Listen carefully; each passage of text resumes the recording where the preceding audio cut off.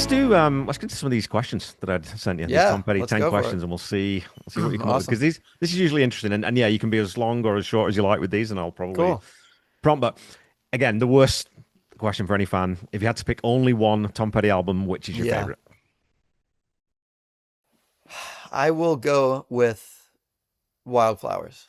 Okay, I was in my, I would say, early 20s, maybe. I worked at a record store, and in the, mid to late 90s, a record store didn't really sell records. It was CDs. It was not, yep, 90% CDs. And it was called Specs Music was the name of the chain. And I worked there for a very brief time. I maybe worked there for like 6 months.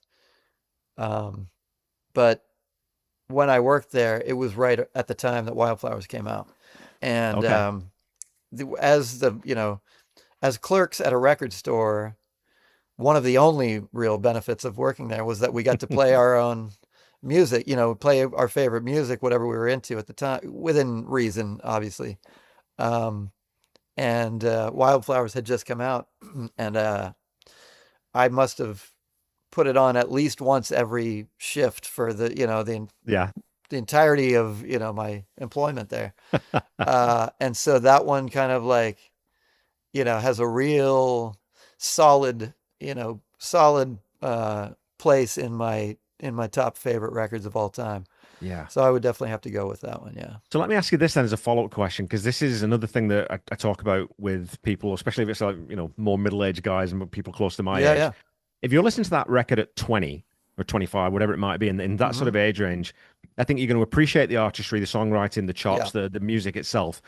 But to me, once you get into your mid 40s and you're at that age what Tom was when he wrote it, Yes. I think it lands differently because you get it then. You know what he was 100%. going through, what he was talking about, really. Absolutely. Yeah.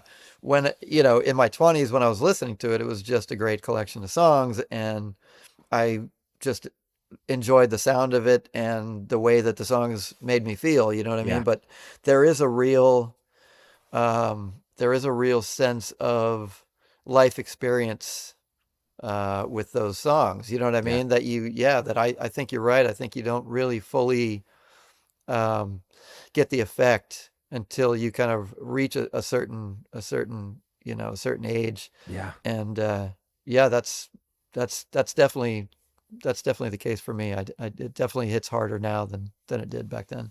And I think it should. Yeah, Okay. Mudcrutch or the Traveling Wilburys. I'm gonna go Traveling Wilburys. I love Mudcrutch. Great band, great tunes.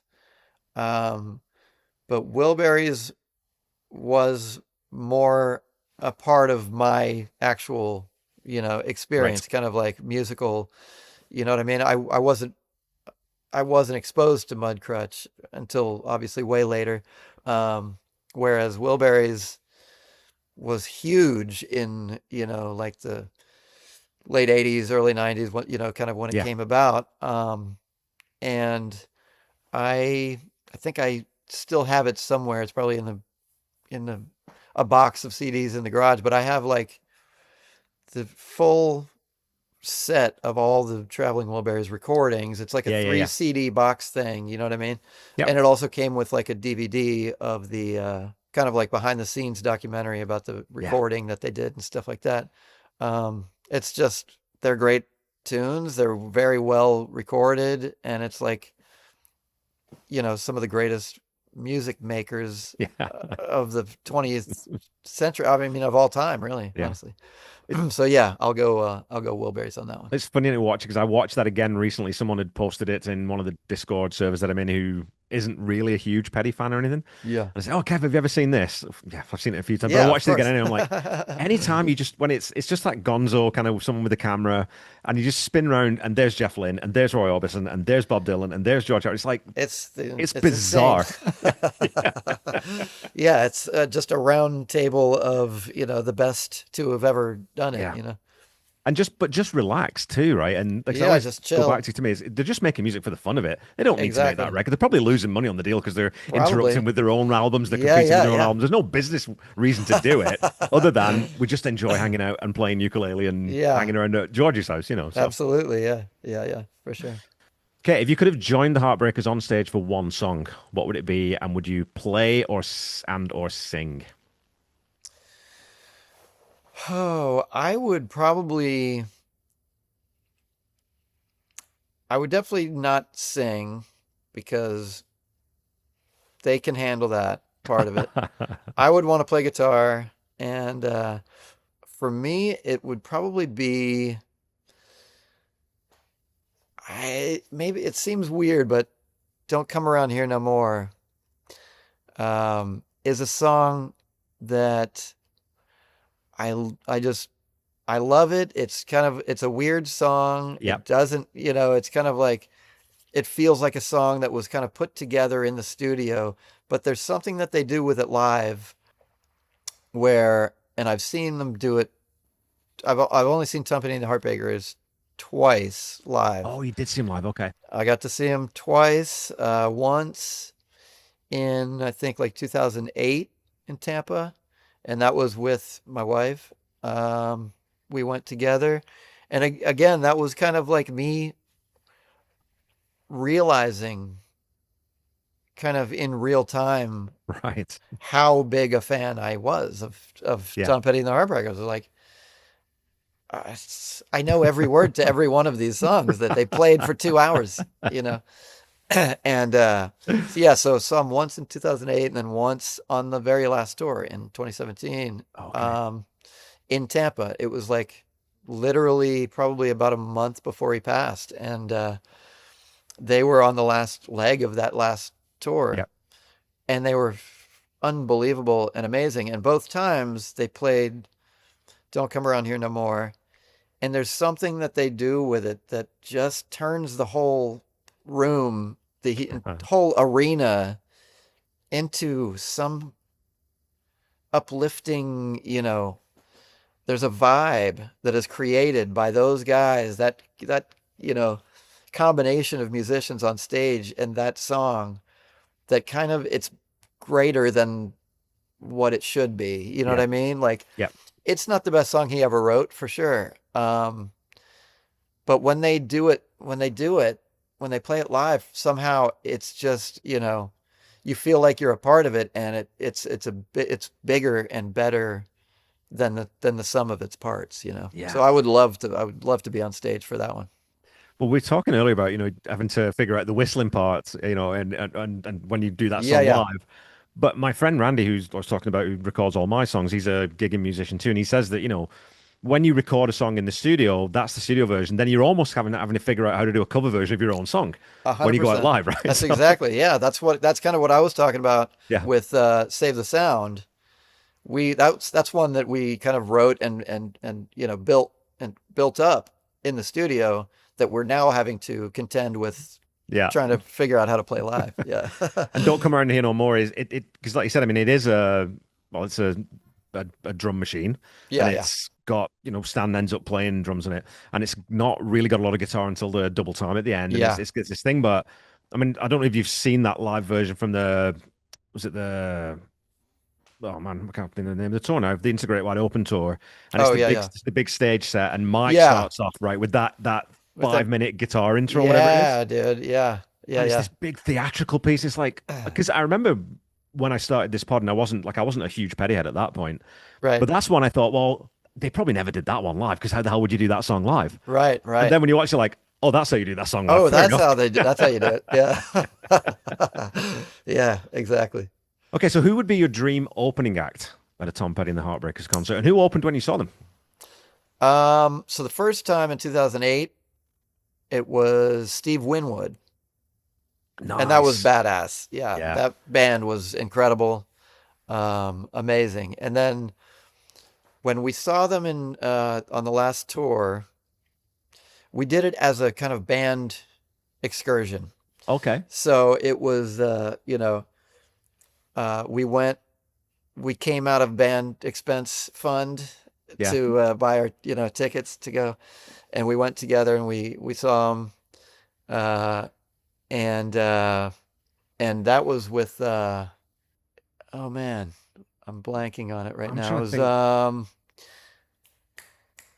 guitar Was it player for the Eagles. It was Walsh? Joe Joe Walsh. Walsh. Yeah, yeah, yeah. Yeah, yeah. Incredible, unbelievable. It was like I I was not, obviously he's got some great songs that he's written, of his solo stuff, and he was a huge part of the Eagles and a huge contribution to what they were doing. But I had never seen him with live and Yeah. doing his own thing, doing and it was unbelievable. He still could hit these crazy notes that he sings and stuff, and like um, they had Glenn Fry had just passed, and so they did Take It to the Limit as a tribute to Glenn Fry, and that was Oh wow. unbelievable. Like brought the place down. Yeah, that was badass. They were great. I would say if I had like the ideal opener for a Tom Petty and the Heartbreakers show, I would want to see Pretenders open up. Oh wow. I would love to see the Pretenders Okay. open up. I feel like Tom Petty and Chrissie Hynde are kind of cut from the same cloth. Yeah. You know what I mean? $100%. It's almost like they're kind of, male and female versions of kind of the same style of performer. Yeah. Um, they both have some kind of fuck you Yep. about them. You know what I mean? They both don't have, they don't, their singing styles, it's not conventionally what would be considered as a, great vocalist or Yeah. whatever. But that's so distinctive and so their own thing. They both have a little bit of a kind of punk rock, kind of edge to them. And I feel like they both had to kind of like go to the UK at the beginning of their career to kind of kick things off. You know what I mean? I feel like the Pretenders did that, and the Heartbreakers did that as well. Kind of went over, toured in Europe and toured in the UK before they really started picking up. And think that happened to the Pretenders too, if I'm not mistaken. Yep. She went over to London and kind of, I think even maybe even put the band together over there before kind of breaking out in the US. So I feel like they're very just kind of parallel Yeah. universe kind of performers. That's awesome, man. Well, I mean, 2000 Miles is probably my favorite Christmas song. I mean, Oh, everyone one of goes the for a best fairy tale in Christmas New songs. York. Yeah, I love it. One of the best. Yeah, absolutely. It's funny you mentioned that too, and we'll skip on quickly. But I've been talking about this with, again, non-petty friends of mine, and I think, as you said, with the vocals, right? And I think Chrissy Hines got a phenomenal voice. I love her Amazing. voice because it's so Yeah. unique. Yeah. Yeah. But I don't think Petty gets that credit either as a vocalist. I mean, as a Yeah. singer, when you listen to exactly what he's doing, you think, man, this guy's got a lot of different shapes that he can put on his vocal. He can Yeah. do the nasal thing, he can do the crooning, he can do and Yeah. all the different shades in between. He can sing in character, and he can do. You don't Absolutely. necessarily notice it, but he's a good Oh, singer, man. it's yeah, 100%. It's almost like he has three different kind of versions of himself as a Yeah, singer. You know what I mean? Like Tom Waits kind of has that too. You know what I mean? Like yep, he's got the gravelly kind of crooner guy. He's got it's depending on what the song calls for. Tom Petty's able to kind of like bring a few different versions, yeah, to it. yeah. I was described to a friend Tom Waits' voice when he's doing that gravelly thing. It's like a malfunctioning belt sander trying to work its way through a mahogany knot. It's got that kind of quality to it. Yeah, yeah. Right? Just grinding away. Okay, so who's your favorite band member other than Tom? Oh man, that's a tough one. I love Benmont. He he brings so much to it. So many different. He's kind of a multi. Yeah, He's the multi-tool. For the band. Um, but as a guitar player, I got to go with Mike. I mean, yeah, there's no Heartbreakers without Mike. You know what I mean? no, I mean, he writes a lot of the riffs. You know what I mean? He brings a lot of the kind of like chord progressions and stuff to Tom, before the songs, get written. Um, without, yeah, I mean, I feel like without Mike, it's a different band altogether. Did you read his biography? Did you end up reading that autobiography? No, I want to get around to doing it. I haven't.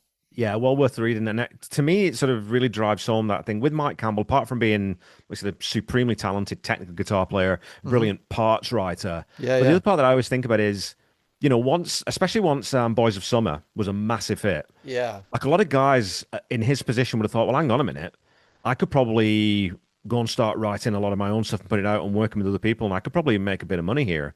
But yeah. Mike never did that because Right. he wanted to be in Tom's band. Absolutely, So there's an absolutely. integrity there that I really, really respect and admire. Totally agree with you. Yeah, yeah, I agree. Yeah, he's a badass. If you could see any Tom Petty concert from history that you weren't at, which one would you pick? Or an era or a tour? Oh man,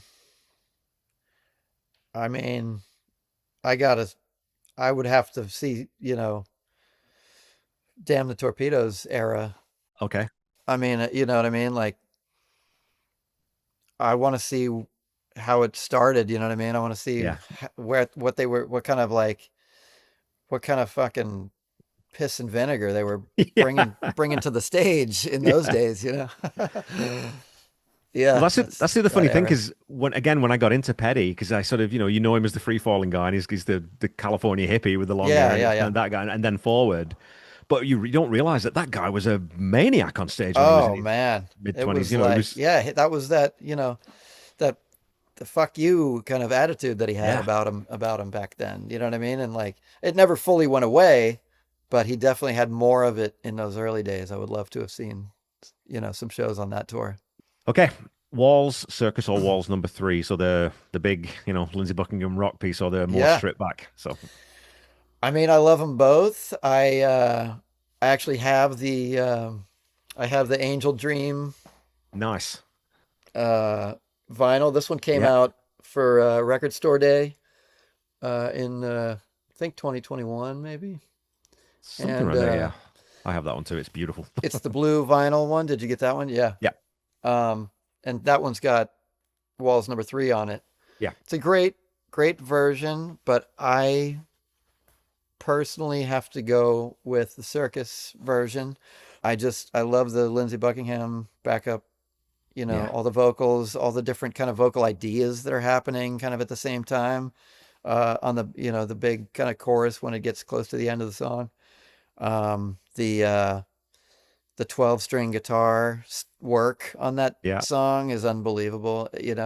Um, yeah, I got to go with that one. And it came out, the movie She's the One actually came out when I worked as a projectionist at a movie theater. Oh, no way. So that movie kind of has a little bit of a place for me, you know what I mean? Um, and that was the version of Walls that was in that movie and on the soundtrack of that movie. Yeah. So yeah, I got to go with that one. There's something about the tempo of that one too, right? Because it's got that Yeah, really lazy, slouchy kind of groove it that, does. It you know what I mean? again, it It's, feels a little kind of ramshackly almost a yeah. little bit, that's it's the like there's a groove there for sure, but it's kind of like, are they all aware of it? Like, are they all on the same page? You know what I mean? Yeah. And they are, but Yeah. barely, you know what I mean? Yeah.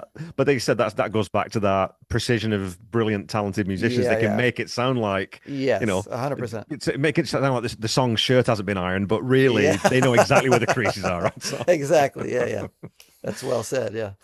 okay, if you could pick any artist to cover any Tom Petty song, which artist and which song? I thought about this and I mean, there's endless possibilities. Um, now that I'm thinking about what I came up with, I wonder if I came up with it subconsciously because maybe it has been done. Okay. When I first read the question, the thing that came to mind is I want to hear Dinosaur Jr. do a Tom Petty and the Heartbreakers song, but which one? Oh, wow. And the song that came to mind is Don't Do Me Like That. I think Dinosaur Jr. doing a version of Don't Do Me Like That would be incredible.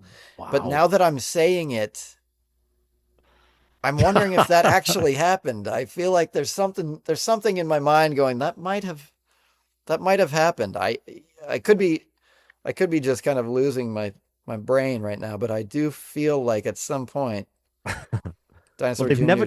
never done it live because well, according to Setlist anyway, Setlist.fm, they've never played Okay. it live, so you might be onto something here, dude. Okay, good. Then that's the answer. I would love Dino to do Don't Do Me Like That. I think it would be That'd be so it'd cool. be awesome. I don't know if did you ever end up listening to the Bad Monkey soundtrack? Because they did that HBO TV show, and they got a bunch of artists in to cover Oh Petty's yeah. Yeah, music. yeah, yeah, yeah. Absolutely. No, we But watched Dinosaur, the show. okay, And so as we were watching the show, I was hearing, every week there'd be a different yeah, band doing a cool Petty cover or whatever. Yeah, there was some great ones. There were some and great ones on there. again, they're all completely spun off into a different direction. I'm sure Yeah, that Dinosaur 100%. Jr. would not do a straight cover, right? So No, exactly. That's what I'm saying. Yeah.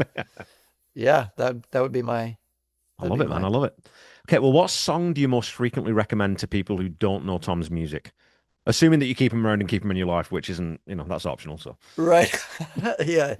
Um that's so tricky because there's so many kind of versions of Petty that I feel like you need to experience to get the full picture. Um, I feel like maybe You Wreck Me would be okay. a good kind of introduction. It's got a good, rock and roll vibe going on.